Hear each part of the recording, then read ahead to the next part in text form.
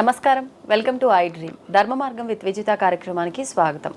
అయితే ప్రస్తుత రోజుల్లో చాలామంది ఉద్యోగరీత్యా ఎన్నో రకాల ఇబ్బందులు పడుతున్నారు. అది ఉద్యోగం చేసేటప్పుడు వాళ్ళకు పక్కన వాళ్ళతో వచ్చే ఇబ్బందులైనా సరే, వాళ్ళ కష్టానికి తగ్గ ప్రతిఫలం దక్కకపోవడం వల్ల అయినా సరే, ఎన్ని రోజులు ఉద్యోగం చేస్తున్నా కూడా ఉద్యోగంలో ఎదుగుదల, ప్రమోషన్స్ లాంటివి లేకుండా ఉండటం కానీ, ఇలా రకరకాల సమస్యలు అయితే చవి చూస్తూనే ఉన్నారు. నిజంగా ఇలాంటి సమస్యలన్నిటికీ పరిష్కారం దొరకాలి అని అంటే లలితా సహస్రనామాల్లోంచి ఒక మంచి నామం అయితే ఉంది. ఆ నామం ఏంటో ఇప్పుడు గురుగారితో మాట్లాడి తెలుసుకుందాం. ప్రస్తుతం మనతో పాటు ఉన్నారు ప్రముఖ జ్యోతిష పండితులు నందిబట్ల శ్రీహరి శర్మ గారు. ఇప్పుడు వారితో మాట్లాడేద్దాం. నమస్కారం గురుగారు. వాగర్థ వివ సంపృక్తౌ వాగర్థ ప్రతిపత్తయే జగతః పితరౌ వందే పార్వతీ పరమేశ్వరౌ. సదాశివ సమారంభాం శంకరాచార్య మధ్యమాం అస్మదాచార్య పర్యంతం వందే గురు పరంపరాం. ఆదిత్యాయ చ సోమాయ మంగళాయ బుధాయ చ గురుశుక్ర శనిభ్యశ్చ రాహవే కేతవే నమః. శృంగేరి జగద్గురు పీఠాధిపతులకి, కంచి పీఠాధిపతులకి నమస్కారములు తెలియచేసుకుంటూ కార్యక్రమాన్ని ప్రారంభిద్దాం. గురుగారు, ఉద్యోగరీత్యా చాలామంది రకరకాల ఇబ్బందులు పడుతూ ఉంటారు. చాలా హార్డ్ వర్క్ చేస్తుంటారు, కానీ దానికి తగ్గట్టుగా ప్రతిఫలం ఉండదు, గుర్తింపు ఉండదు. అదే రకంగా అంటే ఎటువంటి ప్రమోషన్స్ లేకుండా అక్కడే ఆగిపోతూ ఉంటారు. రకరకాలుగా ఇబ్బంది ఫేస్ చేస్తూ ఉంటారు. అట్లానే దాన్ని వదులుకొని బయటికి రాలేరు. ఇంకోటి, మనం అన్న మాట ఏదైనా కరెక్ట్ మాట్లాడినా సరే ఎదుటి వారికి నచ్చకపోవడము, అది వారు తీసుకోలేకపోవడము, ఒకరి మాట ఒకరికి నచ్చకపోవడము, అది అంటే ఉద్యోగం చేసే దగ్గర అయినా అవ్వచ్చు, ఇంట్లో భార్యాభర్తల విషయమైనా అవ్వచ్చు, ఫ్రెండ్స్ విషయంలో ఎక్కడైనా సరే ఇలాంటి సమస్యలతో చాలామంది ఇబ్బంది పడుతూ ఉంటారు. అంటే దీనికి సంబంధించి లలితా సహస్రనామంలో ఎటువంటి నామం చేస్తే ఫలితం ఉంటుందంటారు? లలితా సహస్రనామం, ఈ లలితా సహస్రనామాలు అనేదానికంటే సహస్ర మూల మంత్రాలు అనడం చాలా గొప్ప విషయం అని చెప్పొచ్చమ్మా. ఎందుకంటే ఈ సృష్టిని పరిపాలించే సృష్టి స్థితి లయకారకాలైనటువంటి బ్రహ్మ విష్ణు మహేశ్వరులనే పరిపాలించే శక్తి కలిగినటువంటి దేవత ఈ అమ్మవారు. అంటే బ్రహ్మకంటూ కూడా ఒక కొంత నిర్దిష్ట ప్రమాణమైనటువంటి ఆయుష్ ఉంది. మనకు 120 సంవత్సరాలు ఎలాగో బ్రహ్మకి మించినటువంటి రెట్ల అనగా 100 రెట్ల ఫలితము విష్ణువు యొక్క ఆయుష్, 1000 రెట్ల ఫలితం విష్ణు ఆయుష్. ఆ విష్ణువుకి పొందినటువంటి ఆయుష్ కంటే కూడా 100 రెట్ల ఫలితము ఈశ్వరుడిది. అటువంటి ఈశ్వరుని కంటే మించినటువంటి ఆయుష్ అమ్మవారు. అంటే ఈ అమ్మవారికి జరామరణములు లేని స్థితి. అంటే ఎన్ని మహాయుగాలు దాటిపోయి, ఎంత ప్రళయాలు అయిపోయి, సృష్టి మొత్తం నాశనం అయిపోయినా, మళ్ళీ తిరిగి పునఃసృష్టి జరిగిన ఆ అమ్మవారి యొక్క ఆయుష్ తీరదు. నిత్య నూతనం, నిత్య సత్యమై పరబ్రహ్మతత్వంలో వెలుగొందేటువంటి అమ్మవారు. మనకు తెలిసి ఈ అమ్మవారు విశ్వాన్ని పరిపాలిస్తుంది. విశ్వం అంటే మనకు తెలిసి భూమి కాదమ్మా. ఈ భూమి కింద అతల వితల సుతల తలాతల రసాతల మహాతల పాతాళ లోకాలు కూడా ఉన్నాయి. ఈ మించినటువంటివి స్వర్గలోకము, ఇది మర్త్యలోకం అనగా భూమి మీద మనుషులు నివసించే స్థానము మర్త్యలోకం. మర్త్యలోకం మించినటువంటి భువర్లోక, సువర్లోక, మహర్లోక, తపోలోక, జనోలోకం అనేటువంటి 5 లోకాలు కూడా భూమి మీద ఉన్నాయి. ఈ భూమిని ఆధారంగా ఉండి మరి ఇటువంటి భూమిని పోలినటువంటి భూములు కొన్ని కోట్లు ఉన్నాయి. మరి ఇది ఒక గెలాక్సీలో మనం చూస్తున్నాం. రీసెంట్గా కనుగొన్నారు శాస్త్రవేత్తలు, భూమిని పోలినటువంటి మరొక గ్రహమండలం ఇంకొక చోట ఉంది అని చెప్పి. మనకు తెలిసి నవగ్రహాలు, కానీ ఈ నవగ్రహాలని పోలిన నవగ్రహాలు కూడా ఇంకా చాలా ఉన్నాయి విశ్వంలో. మరి వాటన్నిటినీ కూడాను పరిపాలించేటువంటి స్థితి ఈ లలిత అమ్మవారికి ఉంటుంది. మీరు ఒక లలిత అమ్మవారి యొక్క చిత్రపటాన్ని చూస్తే ఈ లలిత అమ్మవారిని కొలుస్తున్నటువంటి బ్రహ్మ విష్ణు మహేశ్వరులు అందరూ కూడా అమ్మవారి పీఠాన్ని అధిరోహిస్తున్నట్టుగా ఉంటుంది. వినాయకుడు, వీళ్ళందరూ కూడా అంటే మామూలు తత్వం కాదమ్మా అమ్మవారిని. కాబట్టి ఈ అమ్మవారికి సంబంధించినటువంటి సహస్రనామాలు ఒక్కొక్క నామము ఒక్కొక్క మంత్రము, మూల మంత్రమే. మనం ఎక్కడికో పోయి అజ్ఞానాంధకారంలో మరిచిపోయి, అసలు అజ్ఞానాంధకారంలో మునిగిపోయి, అసలు దైవం కాని దైవాన్ని ఇప్పుడు దేవుడిగా పెట్టి పూజ చేస్తున్నాం. అందుకనే వారణాసిలో చైతన్యం మొదలైంది. మన దైవం కాని దైవాన్ని మనం పూజించడానికి అర్హులం కాము అని చెప్పి చైతన్యం, అక్కడ నార్త్లో చైతన్యం ఉంటుంది. అందుకనే మనం ఎవరని తెలుసా అమ్మ, ఈ ఆంధ్ర అనగా ఈ దక్షిణాది దేశం ప్రాంతంలో ఉన్న వాళ్ళందరం ఎక్కడ యుద్ధం చేసామో తెలుసా? కౌరవుల పక్షాన యుద్ధం చేశాం. అవునా? ఆ. అంటే అధర్మానికి అధర్మానికి మనం చేసాం. అందుకనే ఏది ధర్మమో అది మనం ఆచరించము. మన ధర్మం కానీ పరాయి ధర్మాన్ని మనం ఆశ్రయిస్తున్నాం. ఆయనే దేవుడని భజనలో హారతులు ఇచ్చుకుంటూ కూర్చుంటాం. అసలు దైవ ఆరాధన ఎలా చేయాలో కూడా కొంతకాలానికి మర్చిపోతుందేమో ఈ సమాజం అనేంత భయం కూడా కలుగుతుంది. కరెక్ట్ అండి. ఎందుకనంటే అసలు తత్వాన్ని ఆరాధన చేయట్లేదు. మన దగ్గర చైతన్యం తక్కువ. ఇప్పుడు మీరు గమనించి చూడండి, ఈ క్విట్ ఇండియా ఉద్యమం కావచ్చు, లేకపోతే స్వాతంత్ర సంగ్రామం కావచ్చు, వీటిలో ఎక్కువగా నార్త్ వాళ్ళే ప్యాట్రియాటిజం అంటే దేశభక్తి, దైవభక్తి పక్కకు పెట్టండి, దేశభక్తితో అక్కడ ఉన్న వాళ్ళు మాత్రమే ఎక్కువగా ప్రాణాలు కోల్పోయారు. మనకు స్వార్థం, మనకు ఒకటి గొప్పదిగా కలిగితేనే మనం చేస్తాం, ఎవరో పనులు అయితేనే మనం చేస్తున్నాం. అందుకనే స్వాతంత్ర సంగ్రామంలో చాలా తక్కువ మంది మన దగ్గర నుంచి, మన అసలు లేరు అని కాదు, ఉన్నారు కానీ చాలా తక్కువ. దేశభక్తి, దైవభక్తి ఇంకొక రూపంలో మనం కొలుస్తున్నాం. అసలు తత్వాన్ని, శివతత్వాన్ని, గురుతత్వాన్ని కూడా మలినం చేసేసాం మనం.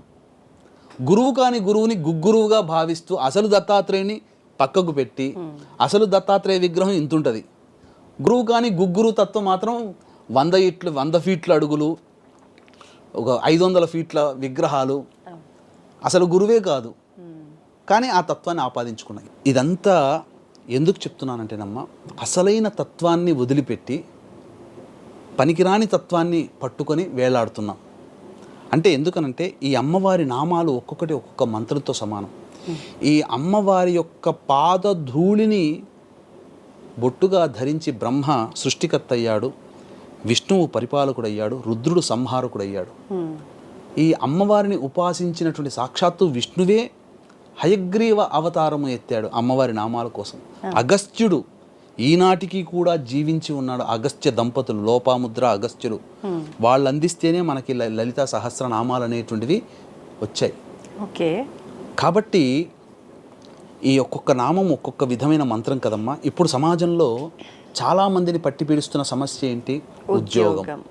ఉద్యోగం దొరక్కపోవడం, ఉన్న ఉద్యోగంలో పైకి ఎదగలేకపోవడం, ఇతరుల వాళ్ళ యొక్క కుట్రలకి కుతంత్రాలకి బలి అయిపోయి రావాల్సినటువంటి ప్రమోషన్లు రాకుండా ఆగిపోవడం. అవునండి. లేదా అన్ని అర్హతలు అన్నీ ఉన్నా పెద్దవాళ్ళ దృష్టిలో మనం పడలేకపోవడం. ఇంకా చెప్పాలి అనంటే ఇంట్లో కుటుంబ సభ్యులు ఒకరి మాటని ఇంకొకరు గౌరవించుకోవాలి. అప్పుడే కుటుంబం కానీ సంస్థ కానీ ఎదుగుతుంది. ఏమవుతుందంటే మనం చెప్పిన మాట కుటుంబ పెద్దలు తీసిపరేస్తుంటారు. ఉదాహరణకి కోడలు, పిల్లలు చెప్పిన మాట అత్తలు, మామలు, భర్త వినిపించుకోకపోవడం, పిల్లలు చెప్పిన మాటని అందులో మంచిని గ్రహించలేకపోవడం తల్లిదండ్రులు, లేదా తల్లిదండ్రుల మాటని పిల్లలు పట్టించుకోలేకపోవడం, అత్తమామల మాటల్ని కోడళ్ళు పట్టించుకోలేకపోవడం, ఇలాంటివి జరుగుతూ ఉంటుంటాయి సమాజంలో ప్రతి చోట. మరి వీటన్నిటికీ చెయ్యాలంటే ప్రార్థనా మందిరాలకు పోయి హారతులు ఇచ్చుకొని భజనలు చేసుకొని పోతే వస్తుందా? కాదు.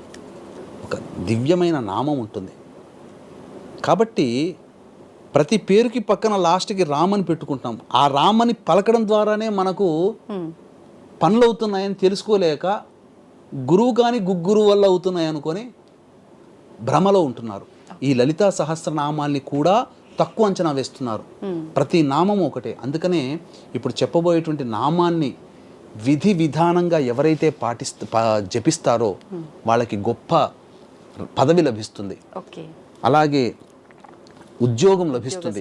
కుటుంబంలో అందరూ కూడా ఐకమత్యంతో ఒకరి మాటని ఒకరు గౌరవిస్తూ ఉంటుంటారు.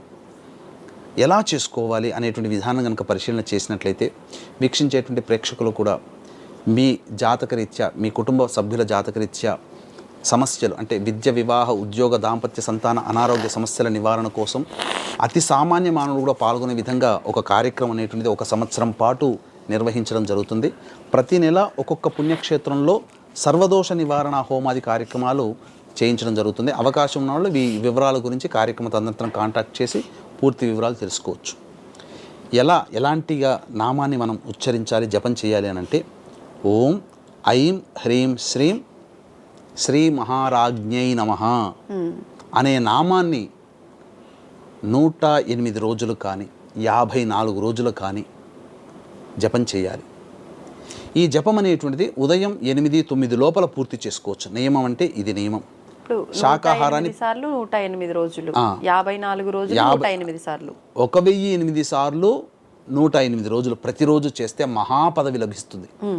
అమ్మవారి అనుగ్రహంతో నాకు రిటైర్మెంట్ ఇక 2-3 సంవత్సరాల్లో ఉందండి, కానీ నేను ఆ సూపరింటెండెంట్ లేదా డైరెక్టర్ పోస్ట్లో రిటైర్ అవ్వాల్సింది అని బాధపడి పొందలేకపోతామనే ఉద్యోగులు కానీ, లేదా ప్రైవేట్లో సంస్థలు పనిచేస్తుంటారు, గొప్ప నాలెడ్జ్ ఉంటుంది, అర్హతలు ఉంటాయి, కానీ నాకు అది లభించలేకపోతుందేమో అని భయపడేటువంటి వాళ్ళు ఈ యొక్క నామాన్ని రోజుకి 1008 సార్లు, ఎంతసేపు అమ్మా 1008 సార్లు, పట్టుమని ఒక 25 నిమిషాలు పెట్టుకుంటే 1008 సార్లు అయిపోతుంది. అంతేనా? అంతే.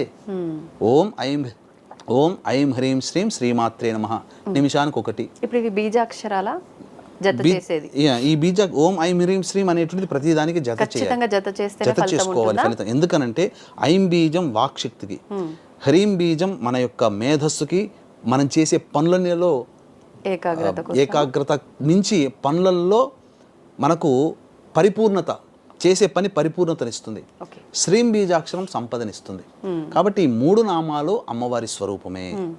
ఈ 3 బీజాక్షరాన్ని జత చేసి ఓం ఐం హ్రీం శ్రీం శ్రీ మహారాజ్ఞై నమః అనే నామాన్ని ఒక 108 రోజులు కానీ 54 రోజులు కానీ ప్రతిరోజు 1008 సార్లు ఉదయం 9 లోపలైనా లేదా సూర్యాస్తమయం అయిన తర్వాతనైనా కానీ మామూలుగా. అంటే అమ్మవారికి సంబంధించిన ఈ సూర్య అస్తమయం తర్వాత చేస్తే ఎక్కువ ఫలితం. అవునమ్మా, అమ్మవారికి సూర్యాస్తమయం తర్వాత అమ్మవారు చాలా సంతోషంగా ఉంటుంది. ఈ విధంగా చేస్తుండాలి. ఇక రెండవదైనటువంటిది మనము చెప్పుకున్న కుటుంబ సభ్యుల ఐకమత్యం. ప్రతిరోజు ఏదో ఒక సమయంలో 27 సార్లు అనుకుంటూ ఉండి 1 సంవత్సరం పాటు నా మీద నమ్మకంతో ఈ నామాన్ని ఉచ్చరించి పఠించండి. అసలు 3 నెలలు తిరగకుండానే మీ కుటుంబ సభ్యులందరూ ఐక్యమైపోతారు. పొరపచ్చాలు తొలగిపోతాయి, భాగస్వాముల ఉద్యోగస్తుల మధ్య పొరపచ్చాలు తొలగిపోతాయి. ఏదో ఒక సమయం దొరుకుతుంది కదమ్మా, కాన్సన్ట్రేషన్గా ఒక 27 సార్లు చేస్తే చాలు. ఓకే.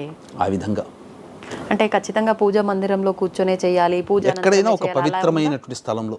ఓకే. ఇప్పుడు అంటే ఉద్యోగం చేసే వాళ్ళు నాకు ఒక 10 నిమిషాలు వీలుంది అంటే ఎక్కడైనా కానీ తూర్పు వైపున కానీ ఉత్తరం వైపున కానీ ఫేస్ పెట్టి ఈ నియమాన్ని పాటిస్తే చాలు. ఈ చేస్తున్నటువంటి సందర్భంలో శుక్రవారం నాడు, ఆదివారం నాడు మాంసాహారము దాంపత్యం లేకుండా ఉంటే చాలు. నైవేద్యం ఏమిటి పెట్టాలి? అటుకులు, పుట్నాలు లేదా పల్లీలు, బెల్లం ముక్క, ఈ 3 పెట్టాలి. ఓకే. అంటే వీటిలో ఏదైనా 3 కలిపి పెడితే చాలా మంచిది. అటుకులు, పుట్నాలు, పల్లీలు, బెల్లం. ఓకే. అయితే ఇప్పుడు చాలా మంది అంటే చాలా గంటలు జర్నీ చేసి ఉద్యోగంకి వెళ్ళే వాళ్ళు కూడా ఉంటారు. అలా జర్నీ సమయంలో కూడా చేసుకోవచ్చు. ఓకే. తప్పేమీ లేదమ్మా. ఇది చేసేటప్పుడు పాదాలకి చెప్పులు లేకుండా, బూట్లు లేకుండా చూసుకుంటే చాలు. ఓకే. ఇప్పుడు ఇవి నామాలు చేసేటప్పుడు ప్రతిరోజు చేయాలన్నారు కాబట్టి ఖచ్చితంగా తలస్నానం చేయాలి? అట్లేం లేదు, ఏం లేదు. తలస్నానం ప్రతిరోజు చేయాల్సింది ఏం లేదు. శుక్రవారం నాడు ఎలాగో చేస్తారు ఆడవాళ్ళు, అలాగే ఆది సోమవారాల్లో చేసుకుంటే చాలు. అసలు స్త్రీలకి ప్రతిరోజు స్నానం చెప్పబడలే, మగవాళ్ళు అయితే ప్రతిరోజు చేయాలి. స్త్రీలకి దాంపత్యంలో ఉన్న మంచం దిగడంతోనే వాళ్ళకి పవిత్రత వస్తుంది. వాళ్ళు నెత్తి మీద నీళ్లు చల్లుకుంటే తల స్నానం చేసినటువంటి పుణ్య ఫలితం వస్తుంది. అది నిజంగా నామం యొక్క విశిష్టతని, ఆ నామం చేయడం వల్ల కలిగే ఫలితాన్ని ఇప్పుడు చాలా మందికి చాలా అవసరం కూడా ఈ నామం అనేది. అంటే ప్రతి ఒక్కరు కూడా ఉద్యోగరీత్యా చాలా బాధపడుతున్నారు, చాలా సమస్యలు, ఉద్యోగం రాక ఇబ్బంది పడుతాం. ఉద్యోగం రావాలి అని అంటే ఒక్క 27 రోజుల పాటైనా కానీ ఓం ఐం హ్రీం శ్రీం శ్రీ మహారాజ్ఞే నమః అని చేస్తే చాలు. ధన్యవాదాలండి. సర్వం శ్రీ ఉమామహేశ్వర పరబ్రహ్మార్పణమస్తు.